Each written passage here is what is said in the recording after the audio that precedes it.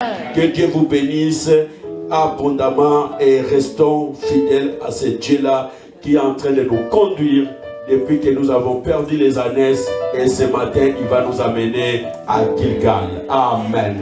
Que le Seigneur bénisse sa parole. Si vous avez vos Bibles, lisez avec moi. Nous sommes dans le livre de 1 Samuel chapitre 10. Nous avons commencé depuis le chapitre 9 et notre thème s'intitule « Ce que tu cherches a été déjà trouvé ». Et hier on a parlé « Ce que tu ne cherches pas, te cherche ». Amen. Et aujourd'hui on va clôturer à Gilgal. Alléluia. 1 Samuel chapitre 10. Hier on a fini au verset 7. Aujourd'hui on continuera à partir du verset 8. La Bible dit ceci, je lis pour vous.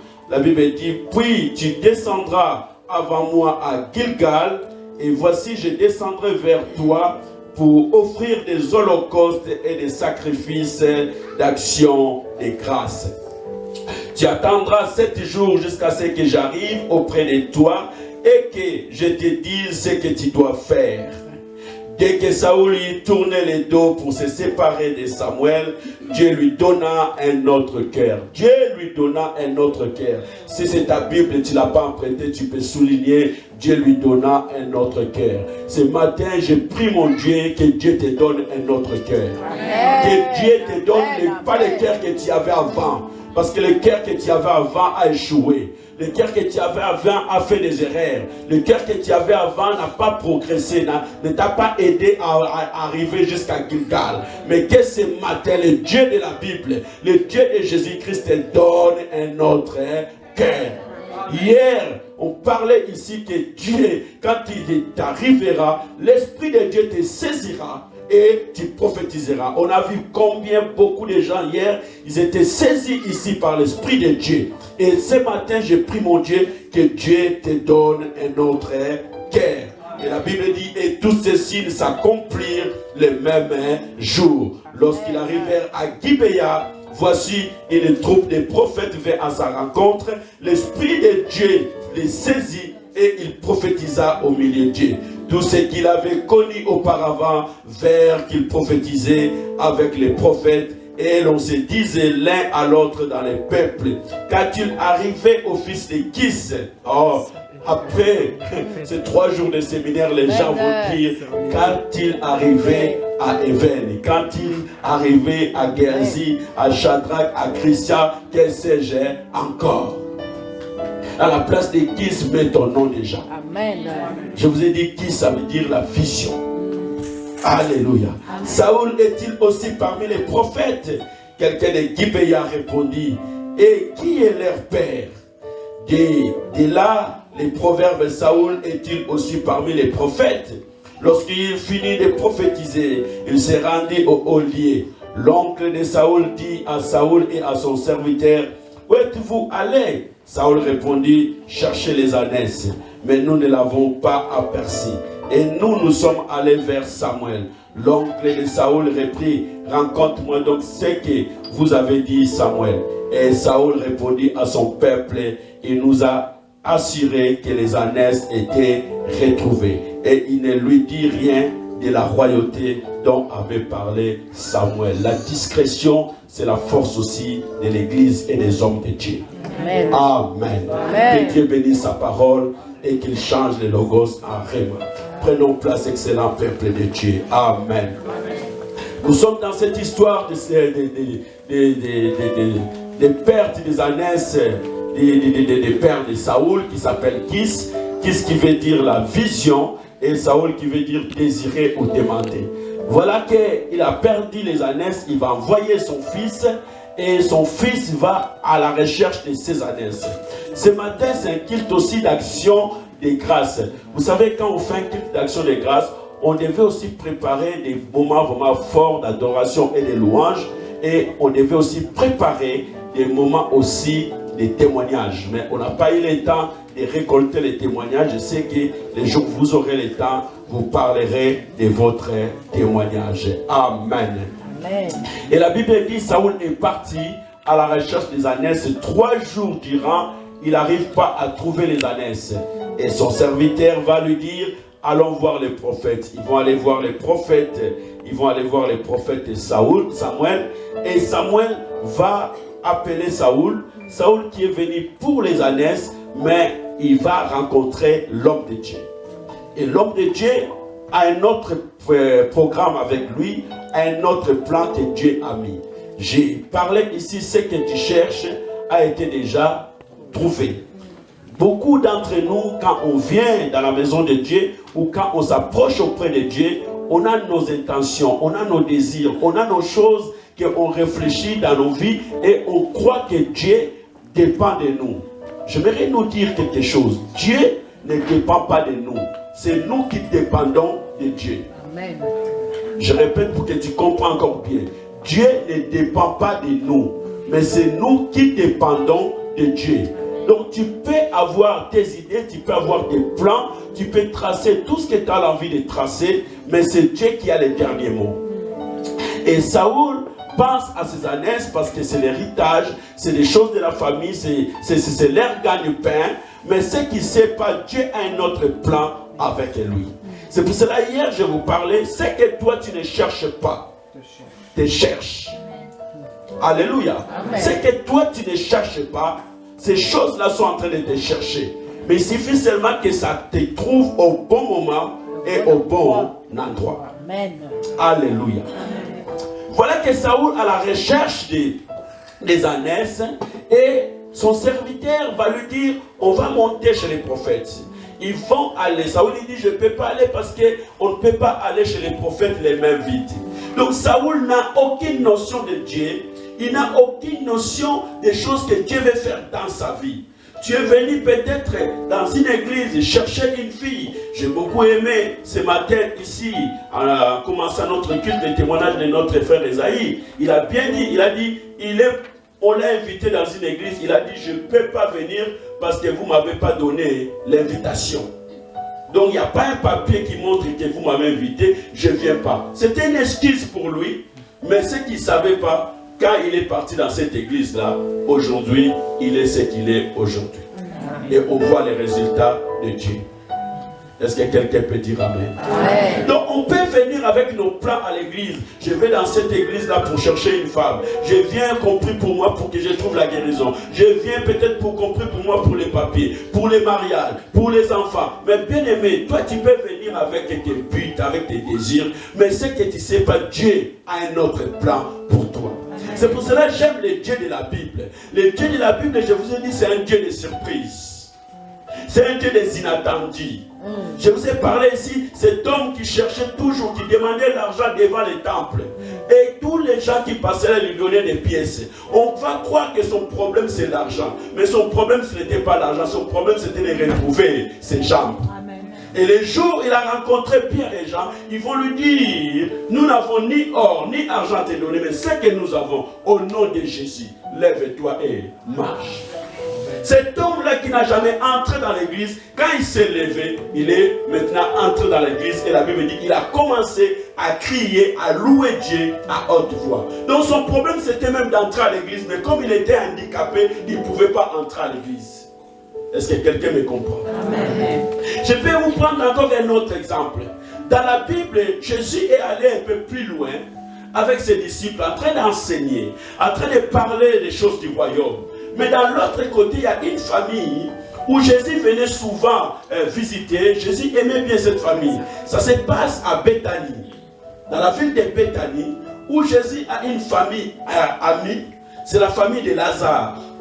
Parce que de temps en temps, quand Jésus passait à Béthanie, il passait par là, il mangeait, il discutait et il passait. Mais qu'est-ce qui va se passer? Et Jésus, en étant loin, s'occupait des choses du royaume. Voilà qu'on va envoyer un message à Jésus.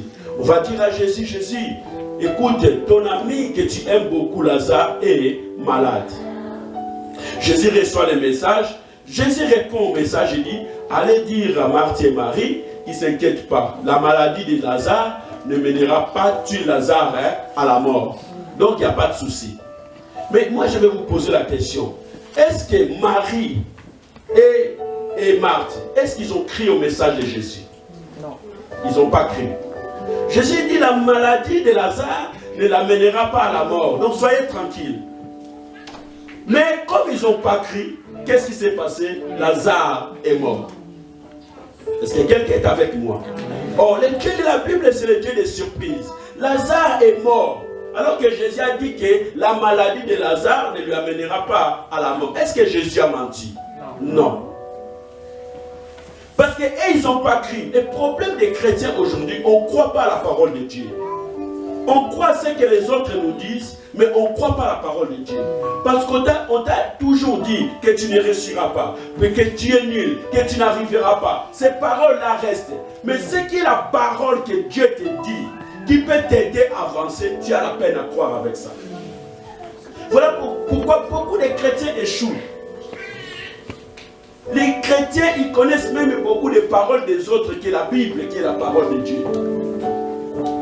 Ils maîtrisent plus ce que les autres disent, mais ils ne maîtrisent pas ce que Dieu, qui est notre créateur, est en train de déclarer. Voilà notre problème. C'est pour ça que quand on parle beaucoup de chrétiens ici, vous allez remarquer qu'ils ne connaissent pas la Bible. Ils ne connaissent pas. Beaucoup, ils lisent même pas la Bible. On ouvre la Bible ici dimanche à l'église et dès qu'on ferme la Bible ici, c'est fini jusqu'à dimanche prochain. Bien aimé, l'ignorance tue. Je vous dis clair et net, l'ignorance tue. Voire même ici, aujourd'hui, l'Afrique, notre continent est retardé à cause de beaucoup des ignorants. Là où il y a l'ignorance, bien aimé, tu peux mourir à petit feu. Et c'est ce qui fait que beaucoup de gens, ils sont morts, même étant vivants à l'église, même en venant à l'église, ils sont morts. Parce que la parole qu'on est en train d'enseigner, ça leur entre ici et ça sort de l'autre côté. Jésus dit clair et net, Lazare ne mourra pas, mais Marie et Marthe n'ont pas cru. Et deuxième, quelques jours après, ils envoient le message à Jésus, dit, Lazare, ton ami, est mort. Jésus maintenant arrive, 4 jours après, Lazare est déjà enterré. Parce que dans les coutumes juives, dès que tu es mort, on l'enterrait le même jour. 4 jours après, Jésus arrive. Écoute la parole de Marie et Marthe. Il dit, Jésus, si tu étais ici, si tu étais là, notre frère ne pouvait pas être au tombeau. Donc, beaucoup de chrétiens, ils croient que quand Jésus est là, c'est la solution assurée. Mais laissez-moi vous dire, même quand Jésus est loin, il est toujours la solution. Jésus est né avec sa divinité. Est-ce que quelqu'un comprend? Jésus est né étant déjà Dieu. Il n'est pas devenu Dieu quand il est à la croix. Jésus n'est pas né, il n'est pas devenu sauveur.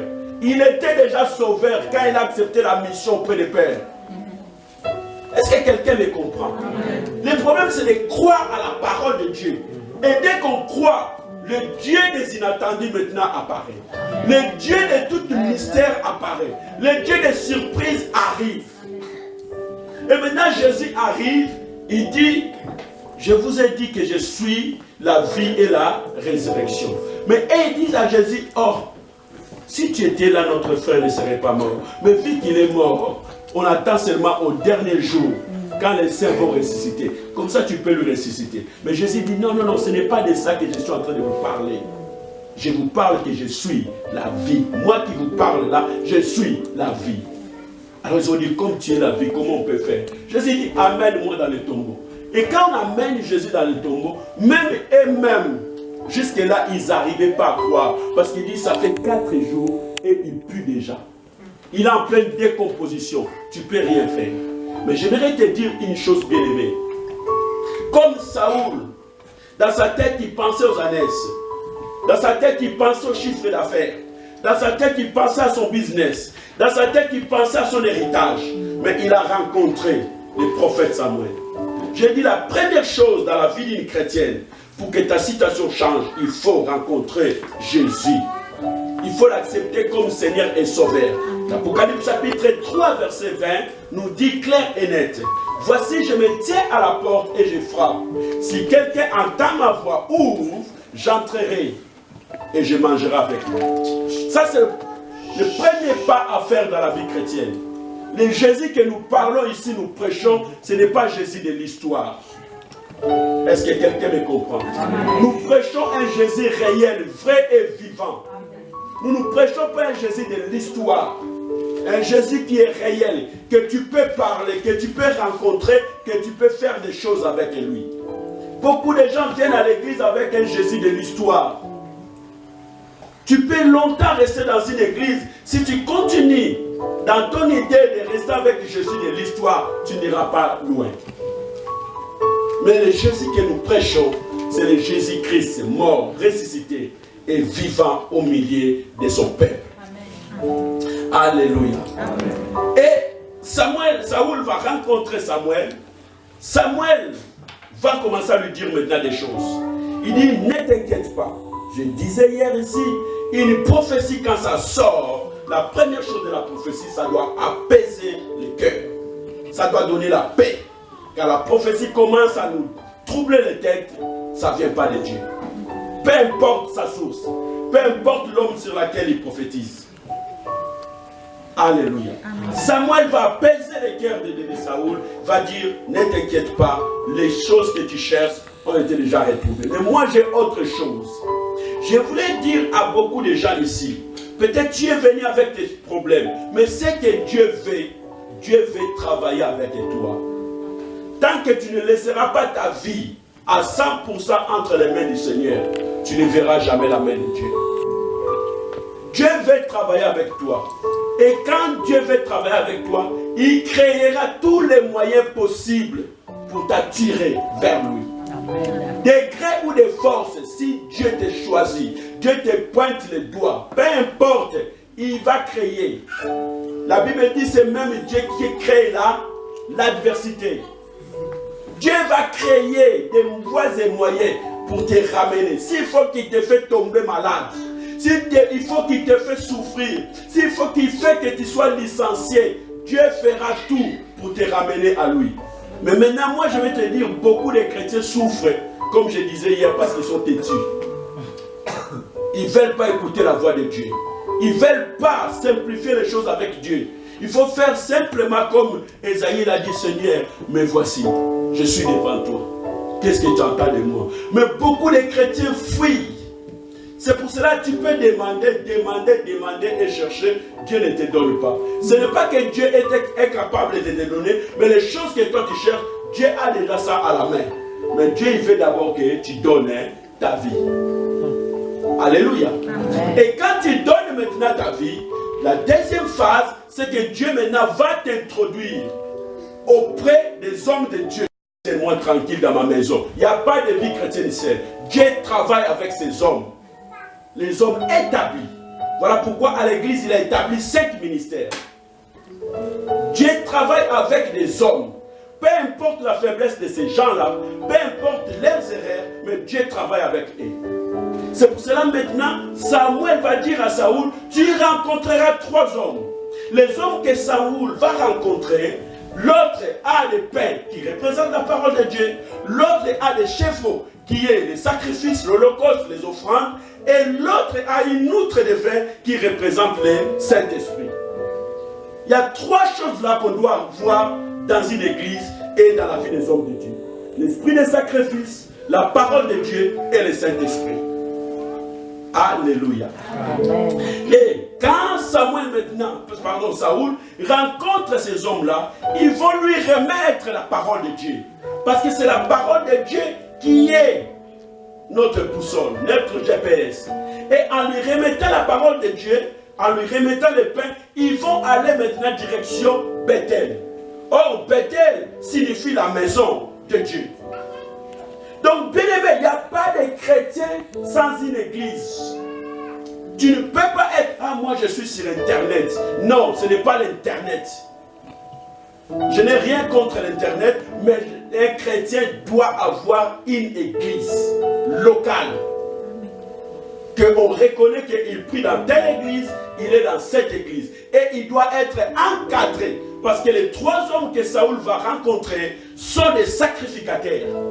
Et dans la Bible, on reconnaît les sacrificateurs par leurs habits. On reconnaît les prophètes par leurs habits. Donc quand un chrétien n'a ni un pasteur, ni des encadreurs, ni des responsables, ni une église, c'est un chrétien en danger. Et c'est ce genre de chrétien-là qui nous pose beaucoup de problèmes. Parce que quand ici ne marche pas, il va là-bas. Quand là-bas ne marche pas, il va là-bas. Il n'a jamais d'assise. Et un chrétien comme ça ne peut pas aller loin dans sa vie. Et il continuera à chercher, et il ne trouvera jamais. Alléluia. Ils sont arrivés à Bethel, mais après Bethel, il y a une autre étape. C'est Gibéa Elohim.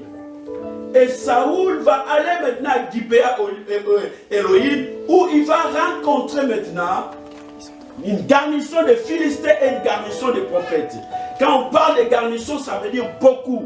L'ensemble des prophètes. Et au milieu de ces prophètes, Saoul aussi va commencer à prophétiser.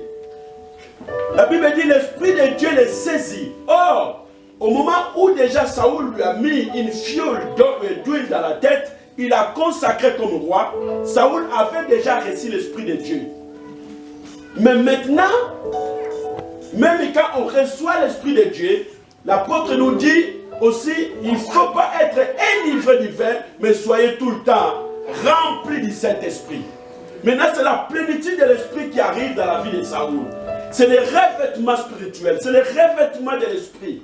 Quand ça arrive, la Bible dit Saoul a commencé à prophétiser.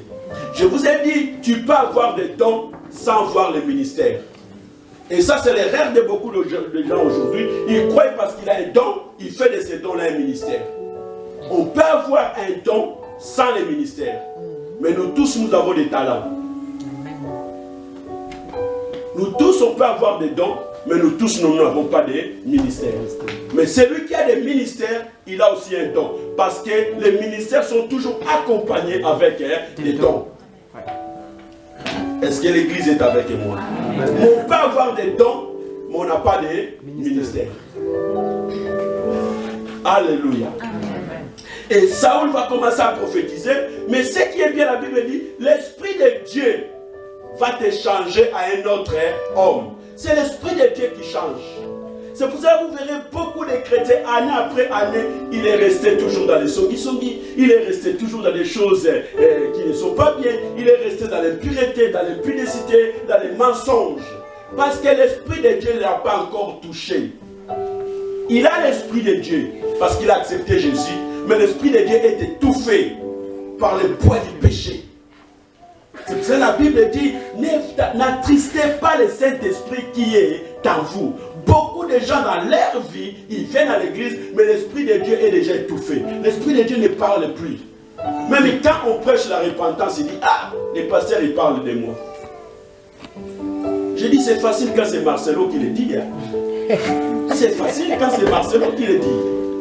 Parce que comme on ne voit pas Marcelo, on le voit sur Internet, quand il dit, ah, ça c'est faux. Tous les gens disent, prêche, papa. Mais quand ça vient dans ton église, tu dis, là, les pasteurs, ils commencent à toucher nos vies. Mais rendez-vous au mois de février sur les enseignements. Je vais vous parler des 4 choses perdues dans la Bible. Entre autres, la cognée. Et celui qui avait le ministère de la cognée, c'est Jean-Baptiste. Dès que Jean-Baptiste arrive, il parle la première chose, il dit, répentez-vous car la cognée est déjà mise à la racine. Je vous parlerai de ces 4 choses tous les lundis, un après l'autre. Laissez-moi avancer. Alors la Bible dit, l'Esprit de Dieu te touchera et tu seras changé à un autre homme. Mais dernière étape, c'est ce que nous venons de lire maintenant. La Bible dit maintenant, quand tu partiras, tu verras ces choses, quand tu te sépareras de moi, maintenant ces choses-là vont s'accomplir, mais tu arriveras à Gilgal. Mais qu'est-ce que Saoul va faire à Gilgal? Et la ville de Gilgal, ça veut dire quoi? La ville de Gilgal, Gilgal veut simplement dire rouler la honte. C'est la première ville quand les enfants d'Israël ont traversé, quand ils ont quitté le désert avec Josué. Ils ont traversé le fleuve Jourdain, ils sont arrivés dans la terre sainte. C'est là où maintenant ils étaient rassemblés, assis. Et maintenant, Josué a commencé à circoncire tous les enfants d'Israël qui n'étaient pas circoncis dans le désert. parce que Moïse ne l'a pas fait. Et maintenant, Josué va les faire, va les circoncire. Les enfants d'Israël sont en train de pleurer avec leurs plaies. Et ils ont donné la ville là le nom de Gilgal. Ils ont dit, aujourd'hui, Dieu a roulé notre honte. Et je te dis que ce matin, Dieu va rouler ta honte. Amen. La honte de Saoul, c'était que comment je vais retourner à la maison, dire à mon père que j'ai échoué. Comment je peux dire à mon père, pendant 3 jours, j'ai cherché les ânesses, je ne l'ai pas trouvé. Alors que mon père m'a donné l'argent, m'a donné la provision pour aller chercher les ânesses. Il m'a donné un serviteur pour m'accompagner. Et pendant 3 jours, je suis allé, j'ai traversé les fleuves, j'ai passé les montagnes et je n'ai pas trouvé. Maintenant, j'ai une honte. Comment je peux retourner à la maison, les mains vides sans maintenant les ânesses? Mais ce que Saoul ne savait pas, que Dieu va rouler encore sa honte. Je dis que ce matin, Dieu va rouler ta honte. Voilà pourquoi ils vont aller maintenant dans la ville de Gilgal. Mais quand ils arrivent dans la ville de Gilgal, il y a quelque chose qui va se passer. Dans la ville de Gilgal, maintenant, quand il va arriver, Samuel va dire à Saoul, quand tu arriveras à la ville de Gilgal, tu resteras 7 jours. Tu vas m'attendre pendant 7 jours. Et au bout de 7 jours, je viendrai parce qu'on va offrir. Il dit, on va offrir à Dieu des holocaustes et des actions de grâce.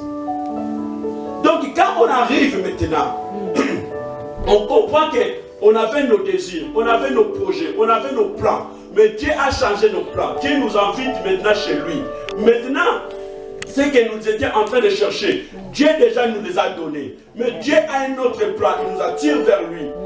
Dans sa maison maintenant, on a rencontré les hommes de Dieu. On est à l'église à Bethel. Maintenant, on va partir à Gilgal. À Gilgal, Dieu dit maintenant, tes échecs sont effacés. La honte que tu avais de retourner près de lui est annulée. Maintenant, ce que tu dois faire, tu es maintenant à mon service. Mais pour que tu confirmes que tu es à mon service, tu dois sacrifier des choses, des holocaustes. Et quand la Bible parle des holocaustes, si vous voulez les lire, il faut les lire dans les livres de Lévitique. À partir de Lévitique chapitre 3, la Bible parle des holocaustes. Des holocaustes sont des animaux qu'on offre au Seigneur. Et le sacrificateur va dresser un autel. Tu vas prendre par exemple une chèvre ou un agneau, tu vas les poser. Ils vont les brûler. Ils vont d'abord les gorger. Le sang va couler sur l'autel et ils vont les brûler. L'animal sera cramé. C'est ça l'Holocauste. L'animal sera cramé. La fumée va monter. Et c'est une offrande que tu fais à Dieu. C'est des sacrifices que tu fais à Dieu. C'est la divinité de Dieu. Ça veut dire que tu dis, Seigneur, moi je t'offre ceci parce que moi j'en peux pas. Et avec tout ce que tu as fait peut-être dans ma vie, voilà ce que je fais. Ou parce que je n'arrive pas à m'en sortir, parce que j'ai des problèmes, parce que j'arrive pas. Mais Seigneur, vu que tu as roulé aussi ma honte, vu que je suis à Gilgal, vu que je ne savais pas que tu m'accompagnais, vu que tu m'as donné la royauté, maintenant, voilà l'Holocauste. Et tout ce qui est écrit dans le Lévitique chapitre 3, 4, 5, au sujet de l'Holocauste, ça représente seulement Jésus. Dans le Nouveau Testament, c'est le sacrifice de Jésus. Est-ce que l'Église est avec moi? Amen. Donc, on va brûler cela et on va cramer et Dieu est content et toi, tu es aussi content. Mais ils ne vont pas faire seulement des sacrifices, ils vont faire aussi des actions de grâce. C'est quoi des actions de grâce? Des actions de grâce, c'est un acte de reconnaissance envers Dieu. Mais c'est aussi un acte de reconnaissance qui vient du cœur, qui s'exprime aussi en parole ou en action. Il nous enseigne à être reconnaissant et notre reconnaissance doit porter des fruits. Et dans le Nouveau Testament, 71 fois, on parle d'action de grâce. 71 fois. Est-ce qu'on peut les projeter Éphésiens chapitre 5, 18 à 20? Si par exemple nous voulons voir. Les actions de grâce, ça s'exprime en parole et en action. Et souvent les actions de grâce sont accompagnées avec la louange et l'adoration. Ces trois choses-là sont ensemble, ils vont de pair. Parce que les actions de grâce, en fait, c'est une reconnaissance de la bonté de Dieu en nous. Est-ce que quelqu'un comprend? Les actions de grâce, c'est une reconnaissance de la bonté de Dieu envers nous, de l'amour de Dieu. Seigneur, tu m'as gardé toute l'année 2017. Tu m'as donné aussi l'année 2018. Voilà, maintenant je viens te rendre grâce. Il y a la louange qui est accompagnée aussi par des actions de grâce. La louange, c'est simplement, c'est la reconnaissance de la grandeur de Dieu. On reconnaît que Dieu est grand. Voilà pourquoi on le loue. L'action de grâce, c'est la reconnaissance de l'amour de Dieu, de la bonté de Dieu. Mais la louange, c'est la reconnaissance de la grandeur de Dieu. Est-ce que quelqu'un est avec moi? L'adoration, par contre, c'est voir la sainteté de Dieu. On est en train de voir comment Dieu est saint. C'est pour cela qu'on l'adore. On est en train de voir comment Dieu est inaccessible. C'est Dieu grand, c'est Dieu saint. Parce que quand on chante ici, on dit 3 fois saint. Mais en fait, Dieu n'est pas 3 fois saint. Dieu est saint à l'infini. Parce que Dieu lui-même, il est à l'infini. Amen. C'est seulement les anges, quand ils ont vu, qui ont dit saint, saint, saint. Ils ont dit 3 fois. Et les gens maintenant, ils croient que Dieu est seulement 3 fois saint. Il est saint à l'infini. Dieu n'a jamais connu le péché, n'a jamais connu l'iniquité. Donc il est saint à l'infini. C'est pour cela que quand on adore Dieu, on voit sa sainteté. Quand on loue Dieu, on voit sa grandeur. Quand on fait des actions de grâce, on voit son amour envers nous. Et dans le livre d'Éphésiens, je vous ai dit 18 à 20. Chapitre 5, la Bible dit 18 à 20. Ne vous livrez pas de vin, c'est la débauche. Soyez au contraire remplis du Saint-Esprit. Entretenez-vous par des psaumes, par des hymnes, par des cantiques spirituels. Donc là, on ne parle même pas de la musique du monde, cantique spirituel. Chantez et célébrant de tout votre cœur les louanges du Seigneur. C'est ça. Alors, dans les autres versions, je crois que j'ai vu cette version. Ah, c'est ça. Rendez continuellement grâce pour toutes choses à Dieu le Père au nom de notre Seigneur Jésus-Christ. J'aimerais bien qu'on retienne là. Non, remets-moi ça. Rendez continuellement grâce. Donc, la vie chrétienne, la vie à nous doit être une vie d'action de grâce. L'action de grâce doit couler à nous. Dans notre vie, si tu es là, bien aimé, c'est parce que Dieu a permis.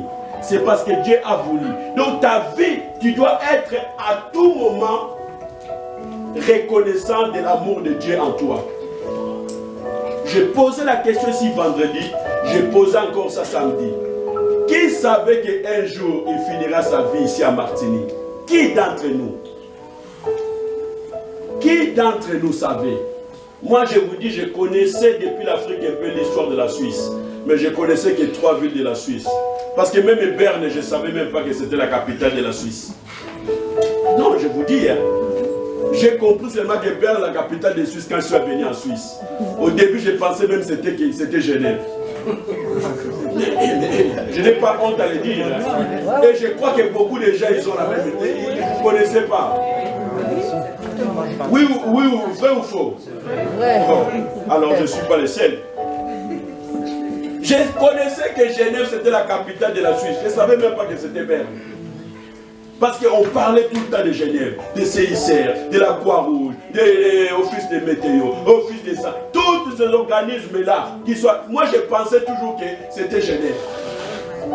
Et je savais que Zurich à cause de ses banques. Je savais Lausanne à cause de la ville olympique. Zurich à cause de ses banques. Oui, c'est ça, maman. C'est la ville des affaires, des banques. Et le Lausanne, on connaissait parce que c'était la ville olympique.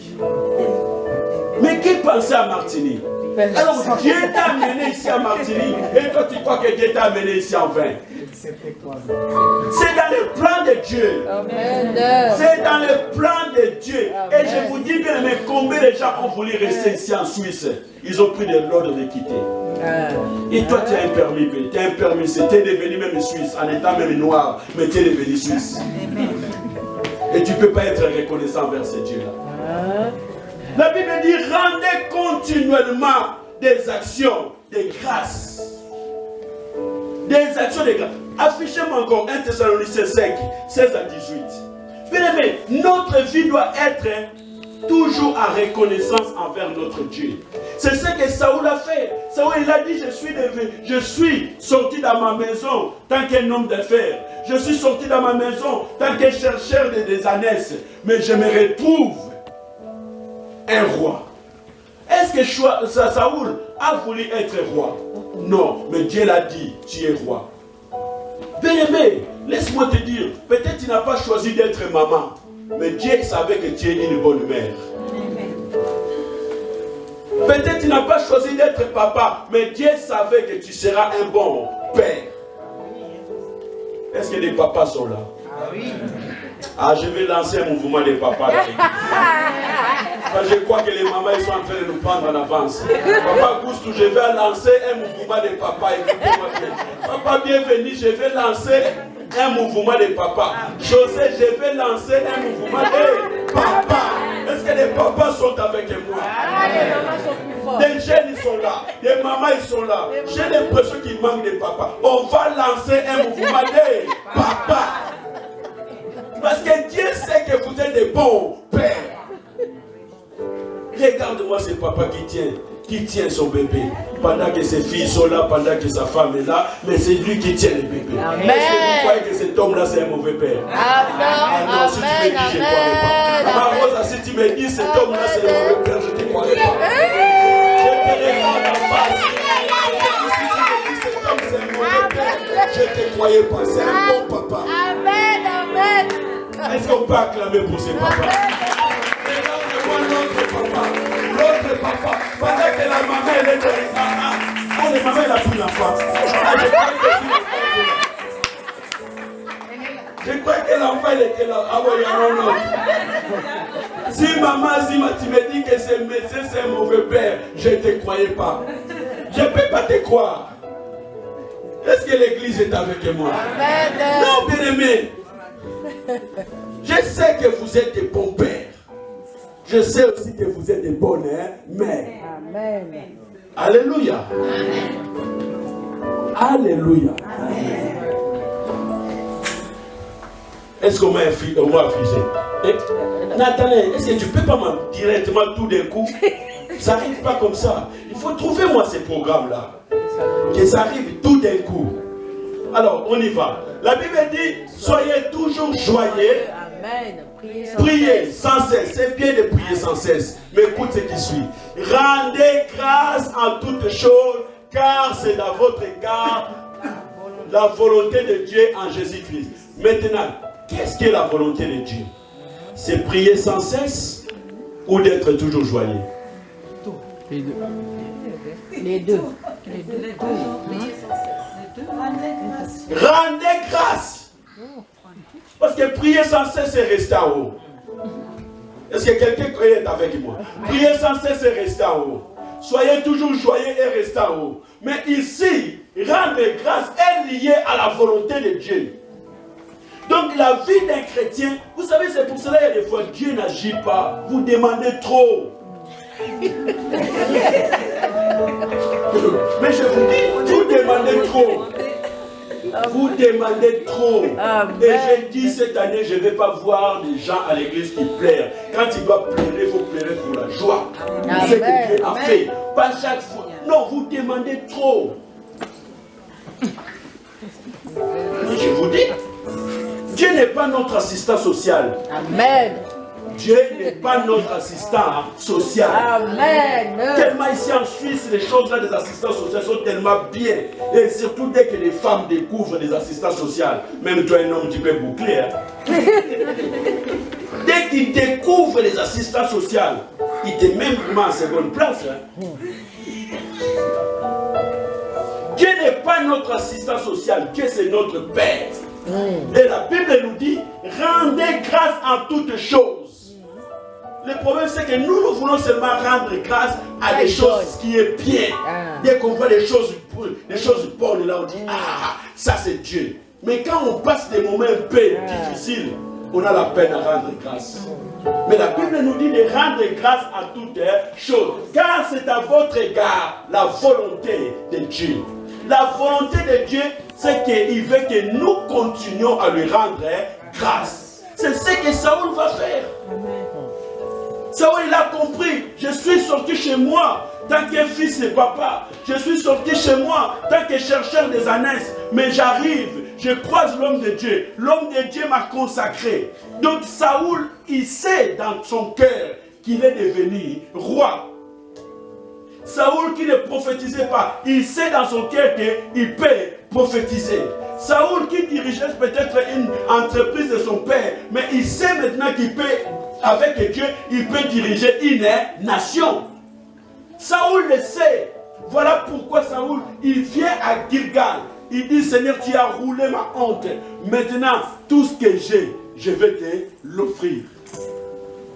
Est-ce que quelqu'un comprend? Amen. Tout ce que j'ai maintenant, je vais te donner. Et Saoul a commencé à donner des holocaustes et des actions de grâce. Des holocaustes et des actions de grâce. Parce que dans la Bible, il y a plusieurs offrandes. Vous savez, c'est là. On a par exemple les sacrifices d'expiation, on a des libations, on a la libéralité que l'apôtre Paul parle, on a des dîmes. Les jours où on aura le temps, on commencera à parler de chaque offrande. On a des offrandes d'expiation. Mais Saoul ne fait pas l'expiation. Parce que les sacrifices d'expiation, on les faisait pour les péchés. Mais Saoul ne fait pas. Il donne des holocaustes. Il reconnaît sa petitesse devant Dieu et il donne des actions de grâce. Il donne des actions de grâce. Vous savez, un secret aussi pour réussir dans la vie chrétienne. Il y a des fois, commence à rendre grâce à Dieu. Rendons-lui grâce. Rendons-lui grâce. Reconnaissons simplement qu'il est bon. Il est merveilleux. Reconnaissons cela. Bien aimé, je vais clôturer par ici avant qu'on prie. Maintenant, affiche-moi encore Philippiens 4:6. Je vais vous dire une chose.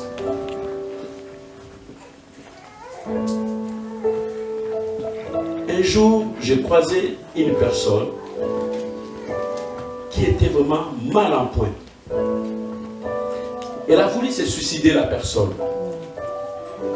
Et heureusement, je suis arrivé là. Et pour la personne, elle a trouvé ça, c'était vraiment dans la volonté de Dieu. Il a dit, je vais mourir. Personne ne sait que je vais mourir. Mais vu que le pasteur, tu es là, je vais faire mes adieux. Comme ça, toi, tu seras comme le dernier porte-parole. Et tu diras à ma famille la cause que je me suicide. Et vu que j'étais croisé le pasteur, tu pries pour moi. Fais une dernière prière pour moi, après je vais mourir. Vous voyez, il y a des fois des problèmes que les pasteurs rencontrent. J'ai dit, moi je ne vais pas faire la prière pour toi, parce que je sais que tu ne mourras pas. Il m'a dit, non pasteur, je te dis vrai, je vais mourir. Je vais mettre fin à ma vie. J'ai dit, d'accord, avant que moi je prie pour toi, laisse-moi le temps de te parler. Alors je disais au fond de moi, qu'est-ce que je vais lui dire? Parce que ma tête déjà trouble, je prie en même temps au fond de mon cœur. Quelqu'un qui est là, il est décidé à mourir et il veut maintenant que toi tu écoutes ses dernières volontés. Je prie en même temps, mais je dis, laisse-moi le temps, je vais te parler au moins quelques minutes. Il m'a dit d'accord, il m'a accordé le temps. Je dis merci Seigneur. Je lui dis, tu habites ici en Suisse, ça fait combien des années? Il m'a dit, t'as quoi comme permis? Il m'a dit, tu t'as quoi? J'ai travaillé, t'as quoi? T'as ça, j'ai ça, j'ai ça, j'ai ça. Je dis, d'accord. Puis je retourne derrière moi, je vois sa télé, elle est allumée. Je dis, regarde-moi les petits garçons qui sont en train de montrer. Il n'a rien. Mais il s'accroche à la vie. Qu'est-ce qu'il a dit? Les petits garçons là, il a dit, même si j'ai perdu mes parents, même si j'ai perdu mes frères, même si j'ai tout perdu, je sais que Dieu m'aidera. Je dis, si le petit là, il n'a plus rien, il croit que Dieu va l'aider. Et toi, tu as un boulot, tu as un séjour, tu as si c'est un copain, tu as tout. Tu crois que Dieu ne t'aidera pas. Mais regarde et dis, mais oui, Dieu va m'aider. J'ai dit, alors, je ne suis pas arrivé chez toi par hasard. C'est que Dieu m'a envoyé pour te dire que tu ne mourras pas, tu vivras. Écoute maintenant la parole de Dieu. J'ai commencé à l'exhorter.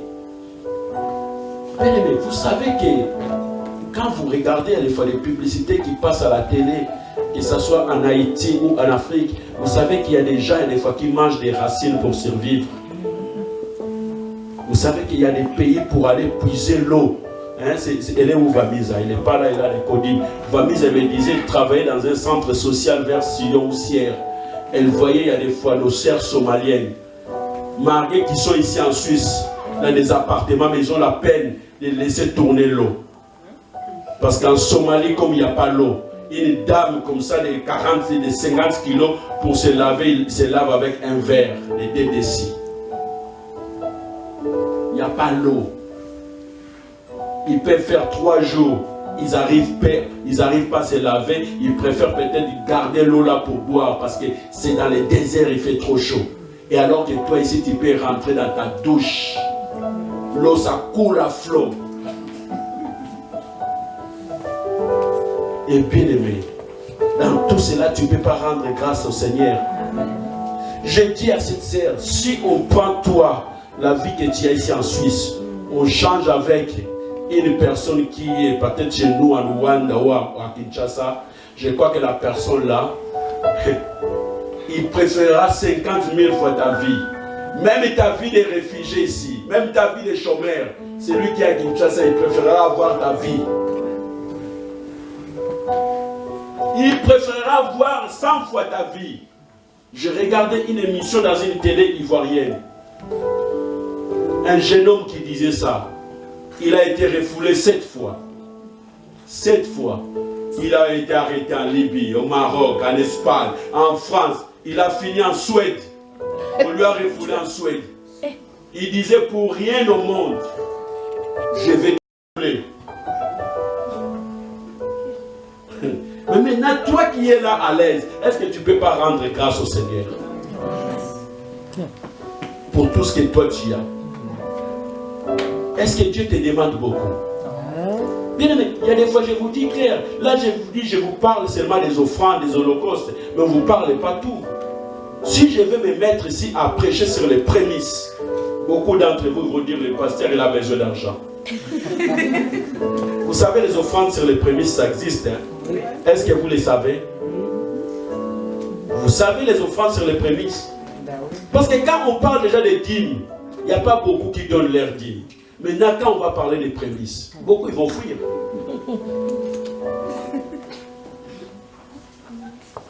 Amen. Vous connaissez les offrandes sur les prémices? Laissons seulement finir ici. La Bible dit, ne vous inquiétez de rien, mais en toute chose, faites connaître vos besoins à Dieu par des prières, des supplications, avec des actions de grâce. Avec des actions de grâce. Donc, tu finis peut-être de demander, de supplier Dieu, mais finissons ça aussi avec des actions de grâce. Et c'est ce que Saoul a fait. Saoul a dit, Seigneur, je suis sorti chez moi, rien, mais je deviens couronné, je deviens roi. Maintenant, Seigneur, je viens te rendre des actions de grâce. Et les actions de grâce, comme je vous ai dit, ça peut se faire en parole, tout comme ça peut se faire aussi en action. Que Dieu vous bénisse et que Dieu bénisse sa parole. Amen. Amen. Est-ce qu'on peut se lever pour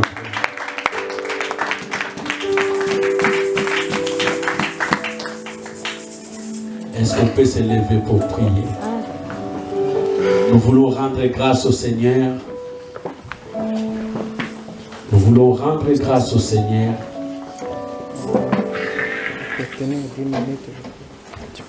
Nous voulons louer Dieu, nous voulons adorer Dieu.